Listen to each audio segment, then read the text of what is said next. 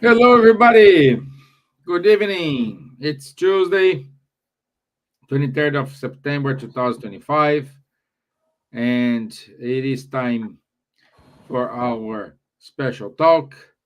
And as you know, Roberto is with us, and he will keep going on the studies of the book Mechanisms of Mediumship. This is the third part.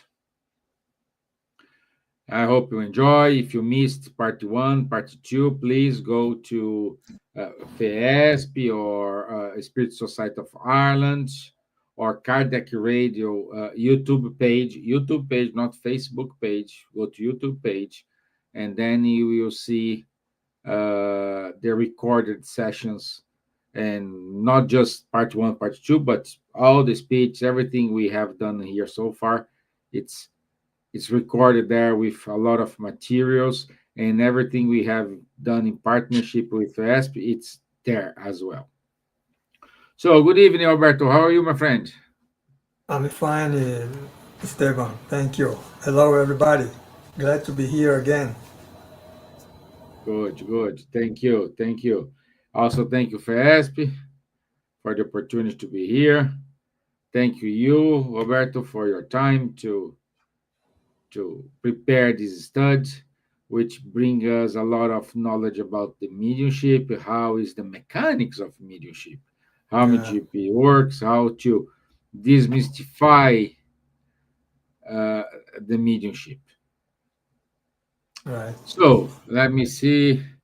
I can see people are joining us. So good evening, Pachi. Good evening. So let's kick off. So Okay. let me do the initial prayer. So let's raise up our thoughts to our mentors of this show, Kardec Radio, asking them to enlighten ourselves, to enlighten our speaker today. For those who are going to watch us now online, those who are going to watch us later, may all those blessings, all the good thoughts, good vibrations reach them out, whatever they are, whatever they are doing.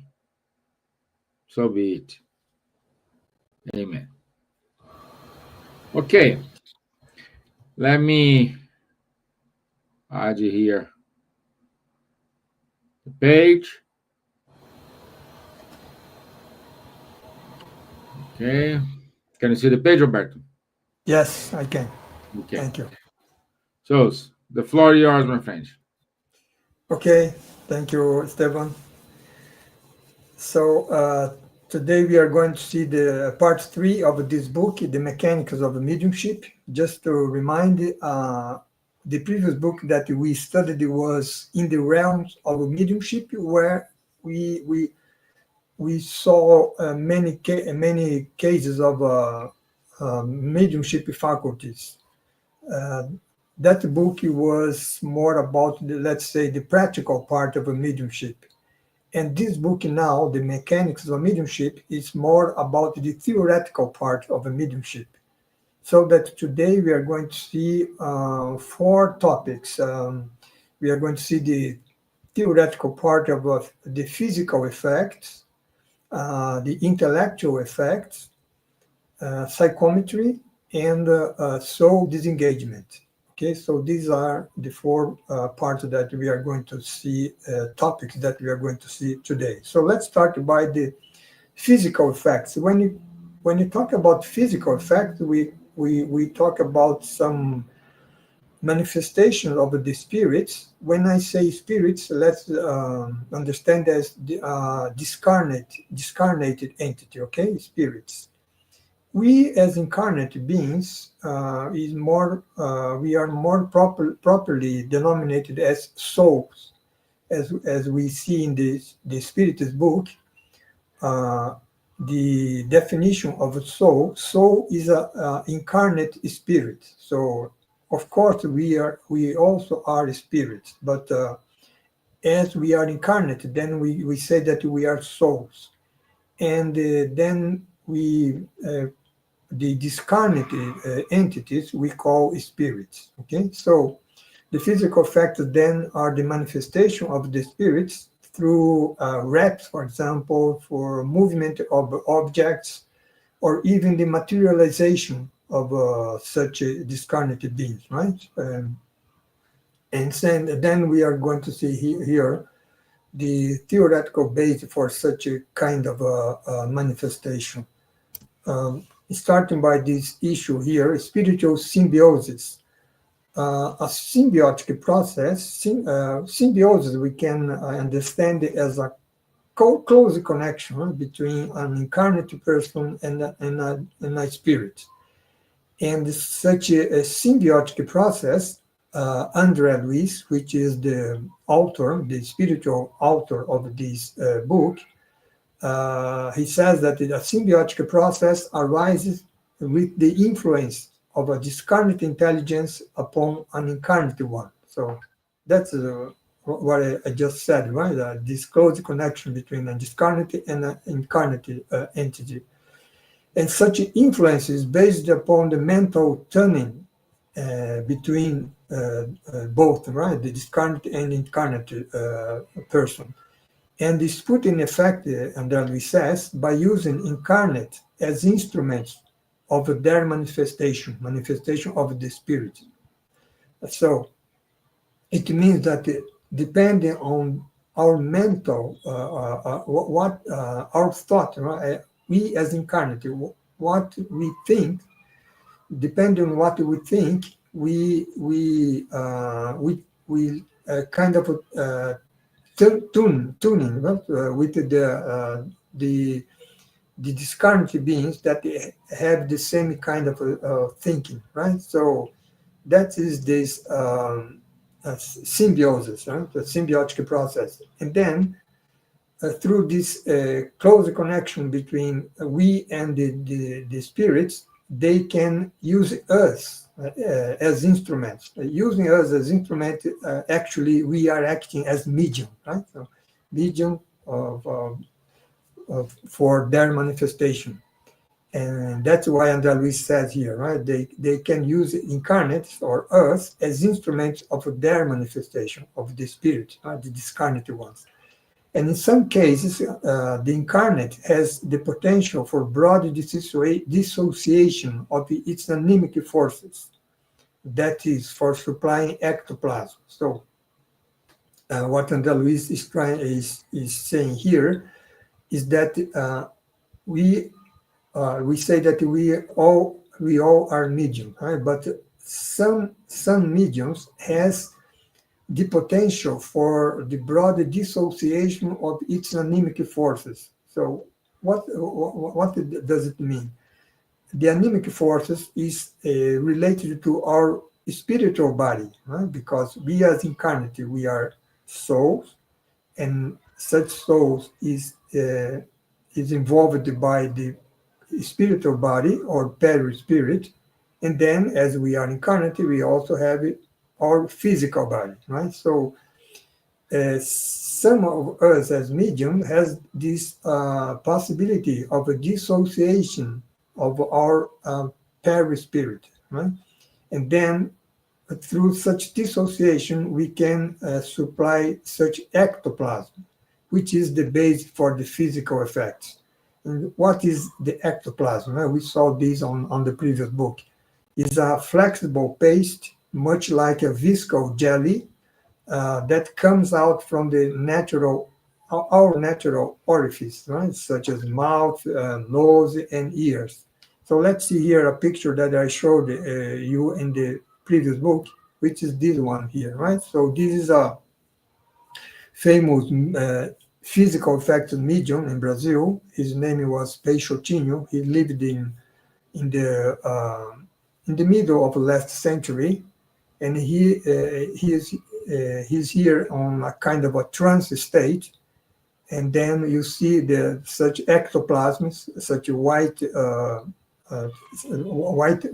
thing here coming out from his nose, his mouth, and also from his ear, right? You can even see the beginning of a materialization of a spirit here, which is the face of this woman, this small face of a woman here, right? So this is the beginning of a materialization based on such ectoplasm, which is this white substance that comes out from the medium's orifice, right? So that's what the basic for the physical effects. Then the physical phenomena, so the spirits, they use the ectoplasm from the medium to produce a physical phenomena. And from through such physical phenomena, they demonstrate, right, their survival after death, right? And by utilizing such ectoplasm, they produce phenomena like as rappings, signals, dislocation or movement of objects, or peculiar voices. Okay, and these are examples of physical effects in mediumship, where we, as incarnate, acted as a medium. In that case that I showed, that medium, Peixotinho, right, named the Peixotinho. And such kind of phenomena are produced by normally by less evolved entities, right? Because these are physical phenomena, right? Not intellectual phenomena. Then there is in the case of the medium of a physical effect phenomena, he or she can receive a guardian spirit who functions as a caretaker responsible for the medium's energies. So, meaning that we, as medium, we can, besides have the connection with this discarnate entity who is going to manifest him or herself, or itself, I could say, we have also a connection with another spirit, right? Which is this guardian spirit, which will support us in such a phenomenon, right? And we form a kind of a circuit, a power circuit, Angeli says, under the supervision of the instructors of a greater life. Such instructor of a greater life, of course, are also from the spiritual realm. And then such an instructor mobilizes us for beneficent service. And it all often involves, as André Luis says, the complete disengagement of the medium's perispirit. You see here, the medium spiritual body or perispirit. And then which proceeds to act like a teleguided intelligence. So meaning that the medium is there. So then the medium disengage its spiritual body, separate from the spiritual body from the physical body, and then the soul is also together with the spiritual body, whether in the together on the physical body or outside the physical body. It's always with the spiritual body, and then such a medium, the soul of the medium, together with the spiritual body, is separated from the physical body, kind of follows the instructions of the guardian spirit. That's why we call it teleguided intelligence, are guided by such guardian spirit. And this is the base to the materialization phenomena, where the spirit, the manifesting spirit, can show itself to us by materializing the spiritual body. Okay, so that's what also we call the materialization. So let's see a picture here. So this is a picture here. You see on the left is the famous scientist from the beginning of the last century. His name English. His name was William Crookes. He made lots of research on such a physical materialization phenomena. And here you have a picture of him uh, on the left, and then dematerialized the spirit on his right. Right? His name was Katie King. So Kate King was a spirit that used to materialize on such research, right, from William Crookes. And then you can see the materialized spirit here. The base for the materialization here is the ectoplasm, which are extracted from the medium. The medium here in this case, her name was Florence Cook. She is on a separate room here. She's closed on a closed room, and on a trance state, of course. And then from her mouth, nose, and ear, uh, the ectoplasm came out. And then the spirits, in this case, Kate King, utilized such ectoplasm to materialize herself, right? And then she become visible to us, so visible that they could take a picture here. Okay, so this is the materialization of a spirit. So, uh, and then there is some problem with the exchange here between the medium and the audience, right? Because normally such materialization phenomena occurs within a group of people who reunite themselves in order to participate in such phenomena. And the medium, although the medium is there in a kind of a trance state, she is in a trance state. Um, we just saw that the medium disengaged from her physical body with her perispirit, so that in the spiritual realm, the medium is aware of what's happening, right? So, and then the medium is affected by the thought of the audience there on the room, right? So that's what Andrea Luiz called the problem with the exchange, because the medium's mental wave is the filter for all operations involving physical phenomena, meaning that by the Kate King, for example, to utilize the ectoplasm and materialize it herself, as we saw in the picture, all this process go through uh, the mind of the medium, right? The medium is there actively participating. And then if the someone, for example, there on the audience have a different thought about what's happening, such a thought can affect you or the medium, and then can affect the phenomena in consequence, right? So this is what Andrea Luiz is saying here, right? For example, let's suppose, for example, let me give a simple example. I I go there to participate in that physical phenomena meeting, and then I stay there in the audience, and I say, well, this is not going to happen. This is fake, right? This is a fraud, right?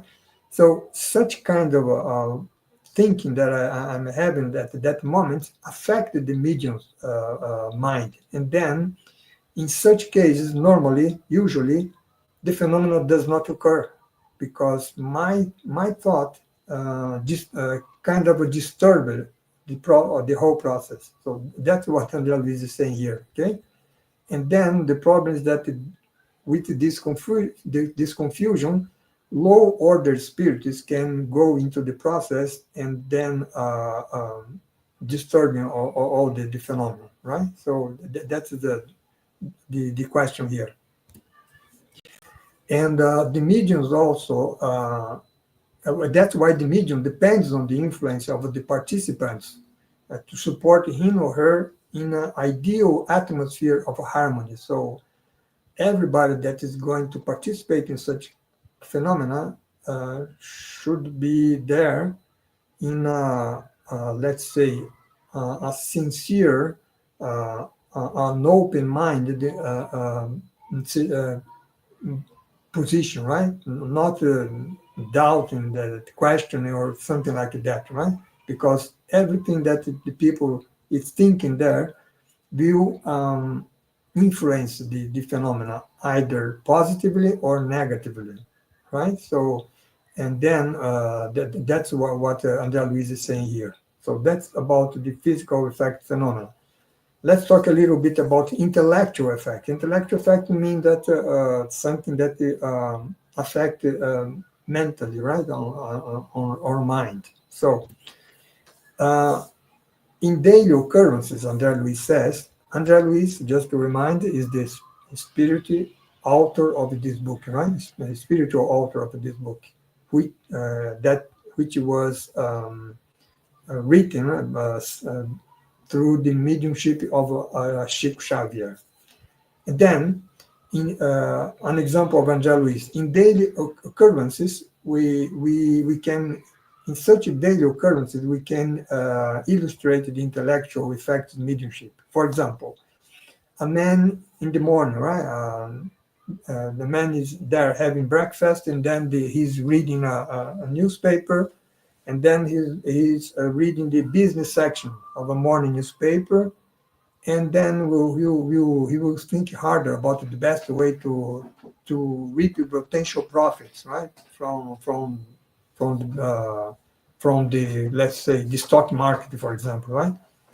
And then after reading, after reflecting about that, he may demand the cooperation of a colleague for him, for example, who will absorb his thoughts and looking for possible way to reach the goal, right? The potential to reap the potential profits.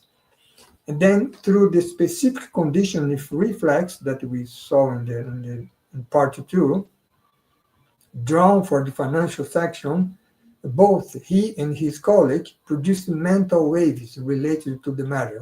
Both start to thinking, right, about such a business issue. And by doing that, they are conditioning each other, right, on that thinking. So this is an example. Another example would be, for example, if the reader is more interested not in the business section but on the crime section, right?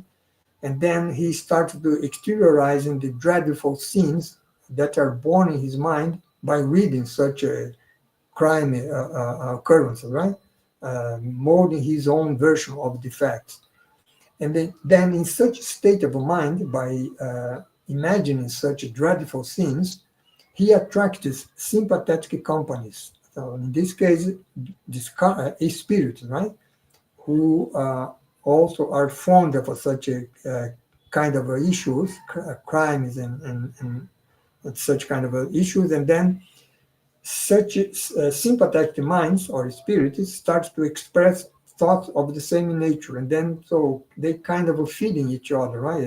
Thoughts on this issue, and then this can end up, Angeli says, in a collective act of extreme ferocity, and later they will have to answer to the silent charges of the divine law.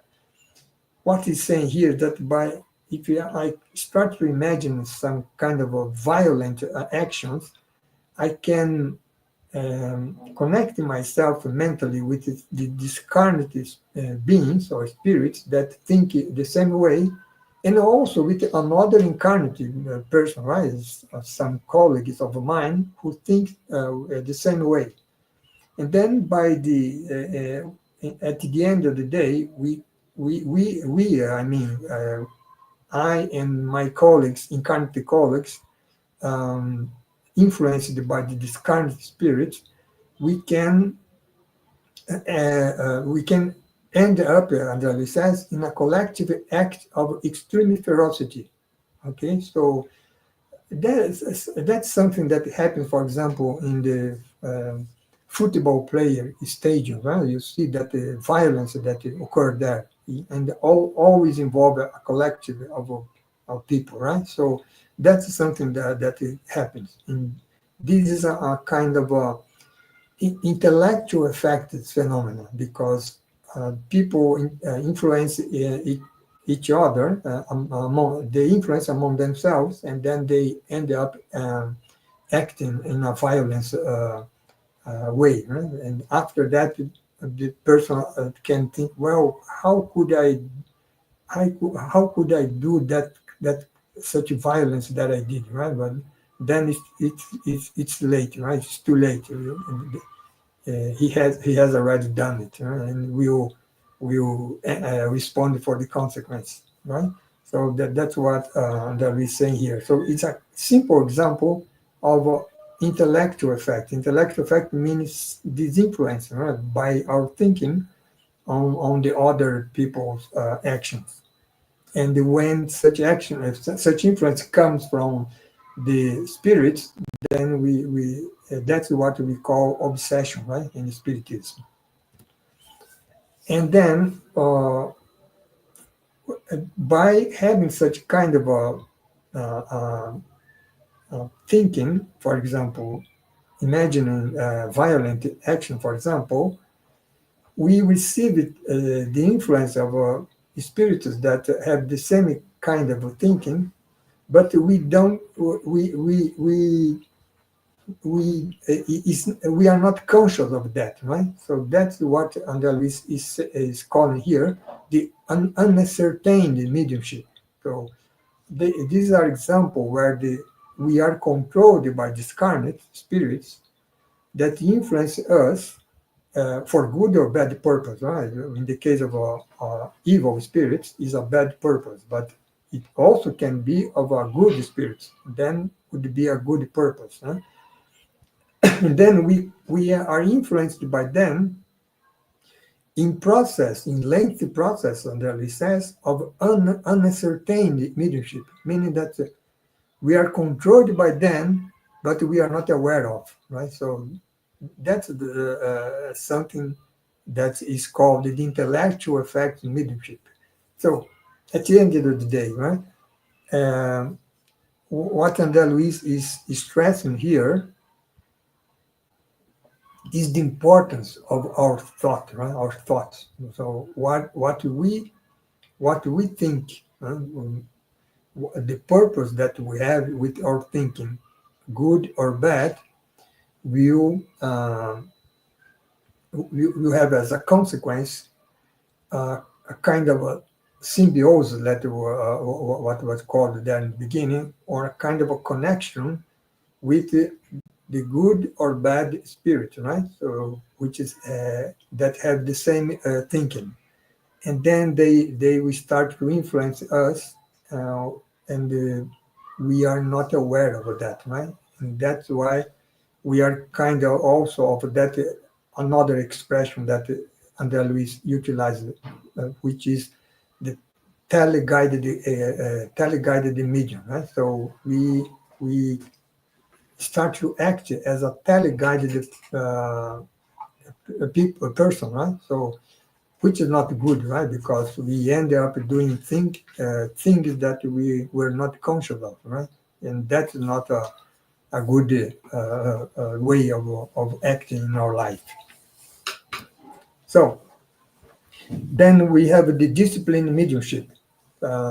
This is a positive example of intellectual effect, right? So let's imagine that a certain woman is willing to discipline her mediumistic faculty according to spiritism, right? So when she started to practice his mediumship, following the orientation of spiritism, she will experience vacillations because at the beginning she cannot feel the difference between her own thought and uh, those of others, right? The thought of others, meaning from the spirit, right? She cannot uh, discern, right, her thought from the spirited thought. And this lasts until she realizes her duty of safeguarding her own mental life and enriching it with the loftier qualities through virtue. So, what is André Luis saying here is that to develop our mediumship is not a matter of a technique, right, of developing the mediumistic faculty, but it's also involving uh, the moral moral evolution from our part, right? So we must let's like he said, enriching our mental life with virtue, with loftier quality, with good quality, right? So by doing that, then we will be that will enable her, in this case the woman, to become an object of a trust for discarnate benefactors, not for the obsessors. And then such a discarnate of benefactors, which are good spirits, of course, to use her abilities to help her fellow beings, right? So, meaning to utilize her mediumistic faculty to do in the action, in good action, right? So that's what Andrea Luis is saying here. And then, as she seeks to improve herself, better herself, to grow in selflessness, for example, and putting away the egoism, for example, then the more she will spiritualize her thoughts, and then will sharpen her mediumistic perceptions, right? And then she will know when the thought is hers, and when the thought is are from the spirit, right? So um, and then she will strive to live rightly in the specific conditioning reflex of a prayer to the higher realm. So by evolving morally and to let's say uh, look for help of the higher for the spiritual higher realm through prayer, will improve more and more the mediumistic faculty, so that this woman, in this case, can utilize such faculties in a good way. So that's what Andrea Luiz is saying here. So this is discipline leadership, meaning that it's not enough only to have a mediumship faculty. We must develop it properly develop it. It must be properly developed, right, in order to be utilized for good. Huh? That's what Andrea is saying here.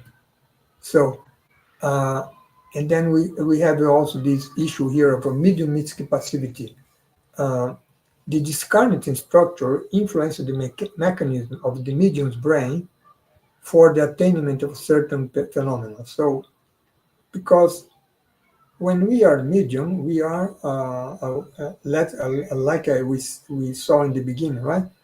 The medium is utilized as a kind of instrument for the manifestation of a discarnate entity, right? Whether a good or evil. And then if it's good or evil, depending on the medium, right? And the medium's thought. And then they influence the mechanism of our brain as our brain as mediums, and it's like a musician, musicians playing notes on the piano to produce a melody, right? So that's how the discarnate entity influence the mechanics of our brain, we as mediums. And if the instrument offers greater malleability, the artist's touch will be more intensively specific. So meaning that such a mediumistic passivity is very important in the mediumship phenomena, because the more passive we are as mediums, the more we give way for the spirits to manifest on the phenomena. So that's what is being explained here, right? So if we I'm not passive, I'm not passive. If we are an active person on the mediumship phenomena, that means that the spirit is trying to influence my brain to manifest itself, but I'm here controlling what he's saying. I'm here interpreting what he's saying. I'm not being passive here, right? I'm being active, and then what happens is that the phenomena ends up being not only, let's say, a spiritual phenomenon, but also anemic phenomenon, both anemic and spiritual phenomena, meaning that it is a mixture of the spirit's manifestation, but also of the medium's influence, right, on that manifestation. And the psychography, which is the writing mediumship faculties, falls under this concept, from the strictly mechanical to intuitive. And also the incorporation. Incorporation is what we call psychophony, where is the talking medium, right? In various degrees of consciousness, and the inspiration and the premonition. So, meaning that, for example, psychography, for example, right? If I am a mechanical medium, then I am totally passive in the phenomenon, so that the spirit can manifest itself freely. Right? There is no influence of myself as medium in the phenomenon. If I am an intuitive medium, then I influence the phenomenon in the following way. The spirit is the spirit transmit its thought to me as the medium, and then I me as a medium uh, right. I interpret what the spirit said, and then I write on the paper, right. So in this case, is called the intuitive medium, right. There is a great participation of the medium in this phenomenon. And the same happens in the incorporation, which is the talking medium, and inspiration. Normal inspiration is a kind of intuitive medium also, right? Because I receive a thought in my mind, and then I interpret such thought, and then I say or I write, right? What I received. And premonition, which is when the mediums have some view of the something that is going to happen in the future, right? So which was transmitted by the spirits. So that is the passivity issue, right? The more passive the medium, normally the better for the phenomena. Unless the medium is an intuitive medium. Right? In that case, he's actively participating, but participating without distorting, right, the spirit's message. We have also the clairvoyance and clairaudience phenomena, which is where the spirit transmits, for example, to me, if I am a clairvoyance medium, then the spirit transmits pictures and images through my autonomous center of deep sight located in the diencephalon. Diencephalon is in my brain, right? And this in the case of a clairvoyance. If I am a clairaudience medium, then the spirit communicates voices and sounds by utilizing the medium's cochlea deep on my ears, right? So in such kind of occurrence, the medium feels like, in the case of the pictures and images that were transmitted by the spirits, the medium feels like he or she has a mirror inside his eye, right? So he's not seeing something outside, but he's something that is the image is inside his brain. So that's what is being said here. And in the case of voices or sound, the clairaudience medium uh, feels such has the sensation of such voices and sounds as there was a speaker box down inside her or his or her ears, right? It's meaning that it's not a sound that comes from outside, but it's a sound or a voice that is inside the brain of the medium, right? So this is a clairvoyance and clairaudience phenomena, and which is classified among the intellectual effects phenomena. Okay, so Let's talk a little bit about psychometry. Psychometry, as we saw in the last book, in the previous book, in the realms of a mediumship, is the phenomena where the medium takes an object that belongs to someone else, and then by touching such object, the medium gets in contact with that person who was the owner of the object, and then gets many information, right, about the previous owner of such object or current owner. The object, the person can still own the object, right? So this is psychometry. And that we are going to explain here is the extrasensory ability to perceive the hidden side of the surroundings and to reap impressions and memories by handling objects, instruments that belong to someone else, right? What happens is that the medium, or in deep concentration, he or she expands his or her mental wave, carrying with it agents of heightened perception. So, meaning that the medium expand his mental wave and get in contact with the owner of the object, right?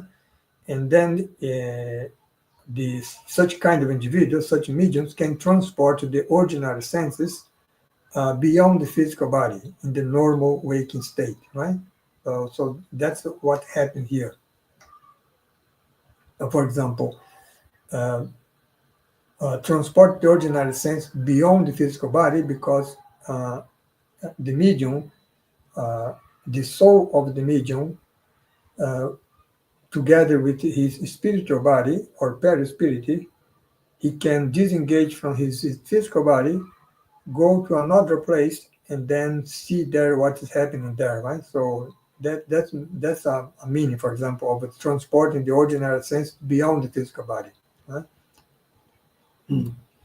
Then thought forms are of fundamental importance because every object deliberately submitted to psychometry has already been the object of a particularized attention. So, meaning that normally the owner of the object, normally that object was an object that the owner liked very much, right? Let's say a watch, for example, right? A watch that I received as a gift from my father, for example, right? So that's something that I have an affection for that object. And then in such case, what happened to myself, the thought that I have, the thinking that I have in some way, are magnetizing such objects. So that's what's being said here, right? So then that whoever submits an ancestor's personal article to psychometry has usually already invoked that ancestor memory, right? If I take, for example, the watch that belonged to my grandfather, for example, right, which has already passed away. So, and that was an object of affection for him, right? So by taking that object in my hands, if I am a psychometry medium, then I automatically connected with my grandfather, right? His spirit in this case, right? Because he has already passed away. And as with any human group activity, André Luiz says, one must bear in mind that no medium can act alone in the complex realm of psychometry. So, what André Luiz is saying here, is trying to explain here, is that in the psychometry phenomena, we have the the help, let's say, the aid of some other person. It's not just I take an object and then I get in connection to the owners of such objects, and no one else participates in such phenomena. Huh? No, there are other person incarnate or normally discarnate that participate in that phenomenon. So that's what we are going to see here by an example here. Cases of missing persons, right? Suppose here that someone has just disappeared from home without a trace, right? The guy left the home to do a walking, for example, and then disappear, right? And then detailed searches have turned up nothing, right? People go through, well, call the police and then start to look for the person, but he's not found, right, anywhere. And then it comes to someone's mind to get one of the missing person's personal object and give it to a medium that lives far away. Uh, a medium that lives far away, meaning that that medium does not know the person that disappeared, right? So is someone that has only that object of the person. And then after concentrating, such medium, in this case, a woman, she describes the object owner, so describe the person that disappeared, explain that he discarnated suddenly. Well, for example, he was um, walking by the edge of a river. Then he had, for example, a heart attack. Then he fell. He lost his consciousness, and then fell into the river. Right? And then was the river taking him away. So he discarnated suddenly, and then she reveals where the body is. Right. So in this case, she said, well, the body of the person is in some place, a certain distance down the river, right? Then people go there and then find the body. So that is the situation here. So what André says is that, well, the preciseness of all the statements are verified. So description that the medium made of the person is correct. uh, the place where she said that the body was indeed there, and then the medium will receive all the credit for having solved the matter. Well, it seems that the medium will have a kind of extra sensory power and then discover where the person was, right? But that's not what happened, until he says. This is what's explained here, right? Uh, no medium can act alone in the complex realm of psychometry. I'm reading here the last line, right? So what happened in this case here of the person that disappeared? Analysis of the episode from the perspective of the spiritual plane, or from the spiritual realm, will unveil, André Luiz says, the spiritual author of the book, unveil more facets to the observer. So what really happened in that case? When the missing person discarnated there, let's say in the example that I gave on the edge of that river, loved ones from the spiritual realm, of course, on the extra physical plane wanted to help him and his anxious family who was looking desperately for him, right?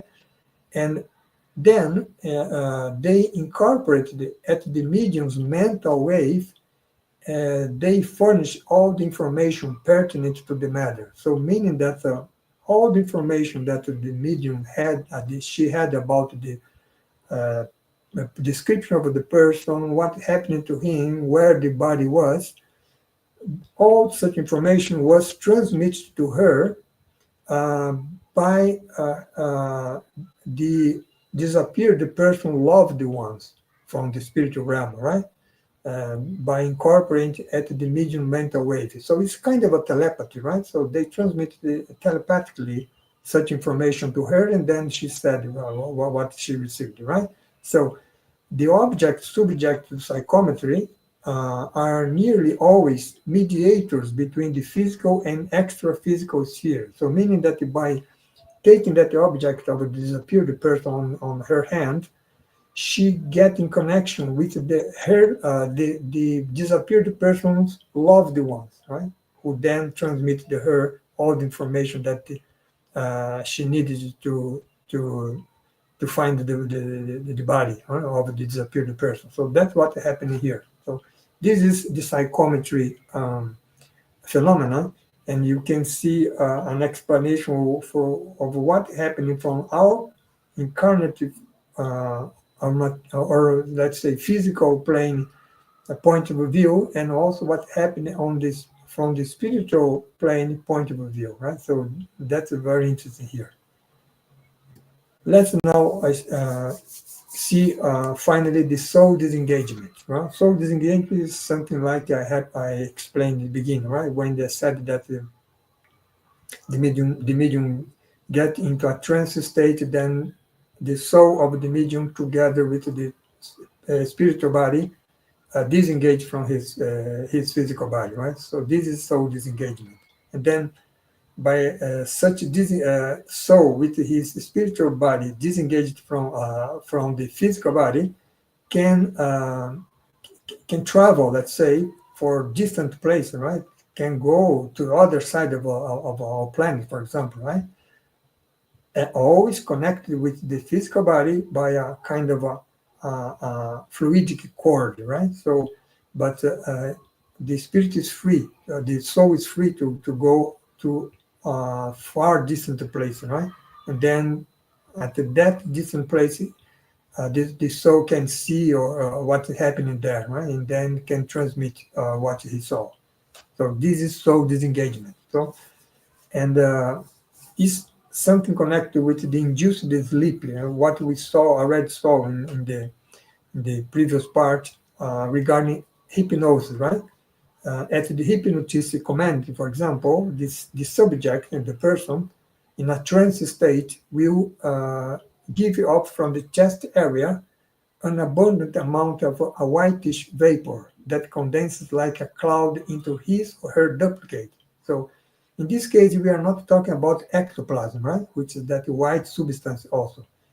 We are talking about the spiritual body from the medium, uh, which is being came out from his chest area, right? And then the sensitive or the medium, disengaged from the body, will move about, and if you request to do so, will leave the room to write messages or receive news somewhere else, right? So, like I said, the person disengaged from his physical body can leave the room and go to other places, right? But he or she remains connected to the somatic body or physical body by a thread, right? A tenos thread, right? So the fluidic cord that I mentioned, right? So uh, in the case of a narcissist individuals, uh, the individual is going to sleep, right, at night. And then uh, at night, we also can disengage it from our physical body, which remains there. Uh, it's sleeping on the bed, and we as soul, together with our spiritual body, can go to the spiritual realm, to other places, right?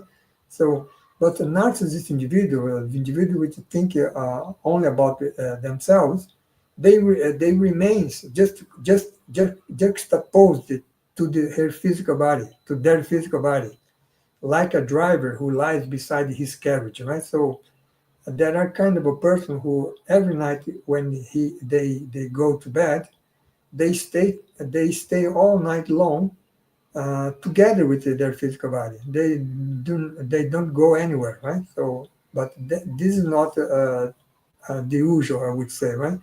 Usually we leave our physical body during the night and go to other places. And what we remind of what happened during the night is what we call dreams, right? Which are not exactly um, do not represent exactly what happened, right? Because everything that happened while we were disengaged from our physical body did not went through our brain, right? That's why we do not have a precise reminder of everything that happened while we were there on the spiritual realm, for example, right? And so that's what happened more mature individuals, right?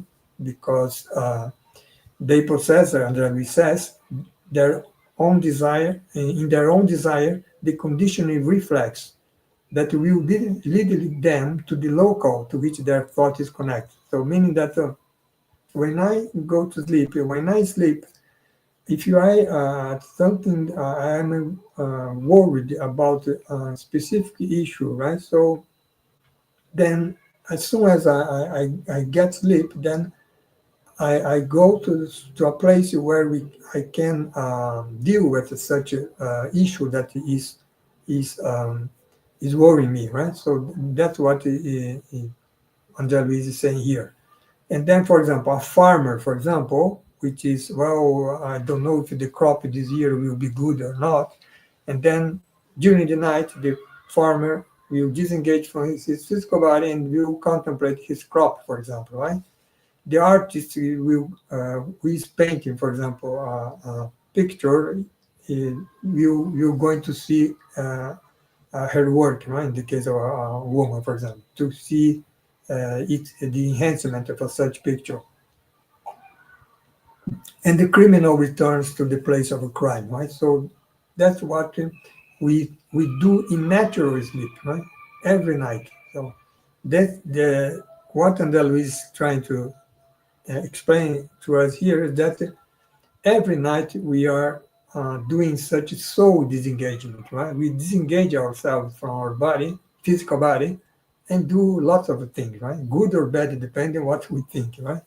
So inspiration disengagement. So during such disengagement state or during sleep, we can receive inspiration for good spirits, for example. Right? Then at the next day in the morning, we don't remember, right, that we found that we met a good spirit and then received a good recommendation regarding a problem that we were worried about.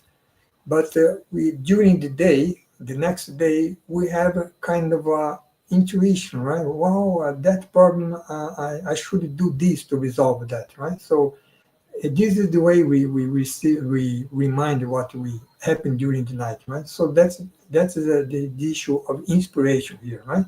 The vestige that we says of the spiritual activity during the night remain as symbolic images, fragmented memories, or a sudden intuition. Well, I will do that, right? And then I will resolve the problem. Sometimes I can think, well, how a smart person I am, right, by resolving that problem. But the reality is that we received a recommendation from the good spirit during the night, and then we don't remember that, right? So it's not that we are that smart person, right? But is that we received the help from a good spirit. Concentration disengagement. So disengaged from the physical body during ordinary sleep, individuals follow the course of their concentration, meaning that if you am thinking about the good things when I'm going to sleep, I will that's what I'm concentrated on, then that's what I'm going to look for as soon as I sleep, right? And if I am thinking about the bad things, evil things, then that's what I'm going to look for, and to meet, for example, persons who thinks about such evil things like I do, and then have all such a conversation, such influence during the night, and then the next day I can end up in, like we already said, we saw, I can end up acting such evil things, right? So that's why it's very important, right, uh, to prepare for sleeping every night, you know? Because through such contact with the higher intelligence, we assimilate wonderful motives. If I am an artist, for example, right? But on the other hand, if I'm thinking about evil things, I can connect myself to sarcastic, discarnate minds, right? that awake irony and irresponsibility in me, right? Who I am attuned to their thoughts. So that's why preparing to sleep every night is very important, right? That's why prayer is very important in the beginning, when we go to sleep and when we wake up in the morning. So then I think this is what I already said, right? Important to prepare himself or herself for such purpose before sleep. So I think that's what we have for today. This fourth chapter here from the Mechanics of Mediumship. Then next month on the we will finish the we'll see the part four of this book, and then we will finish this book. Okay, and then we start a new book from Andrea Luis. Okay, Esteban was a little bit longer today.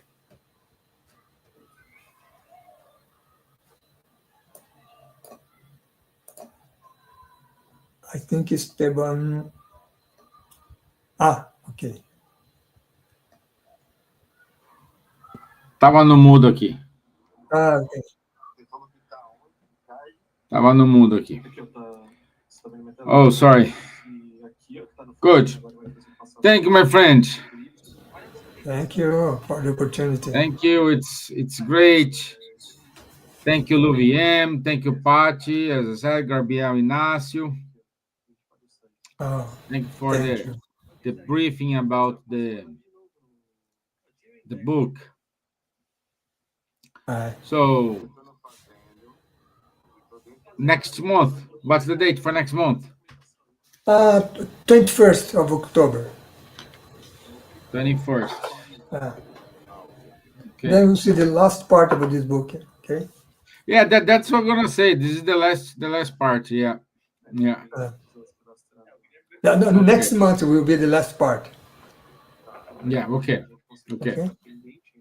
Then in November we start a new book. Yes. Good. And I also want to say, guys, if you have any questions, please put this in the chat. Take the opportunity. Roberto is here. I hope it was clear. Yeah.